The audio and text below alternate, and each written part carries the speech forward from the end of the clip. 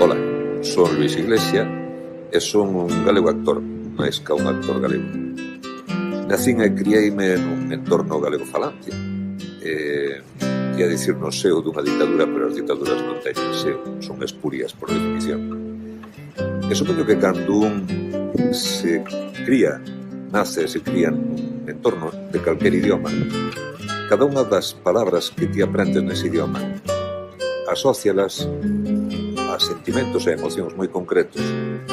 E supoño que tamén depende moito do contexto no que nazas e te crías, non? Eu imagino que, por exemplo, a primeira vez que ti escoitas a palabra auga, pegamos por caso, ten que ser ben distinto se esa auga ve sair dun río, dunha fonte, dunha villa ou dunha botella de auga. Nada que ver con esta auga, por exemplo.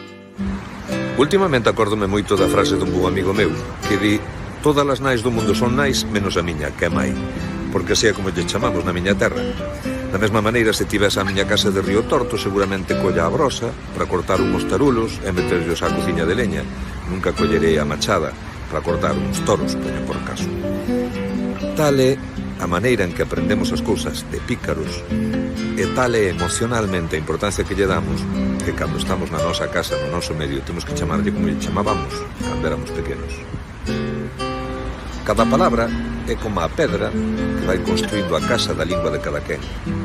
Se cada palabra está asociada a emocións e sentimentos, imaginádevos o que pode constituir a construción total desa casa. Será unha forma de ver e de entender o mundo, ou non. Que significa o galego para min? Mais ben, que non significa o galego para min?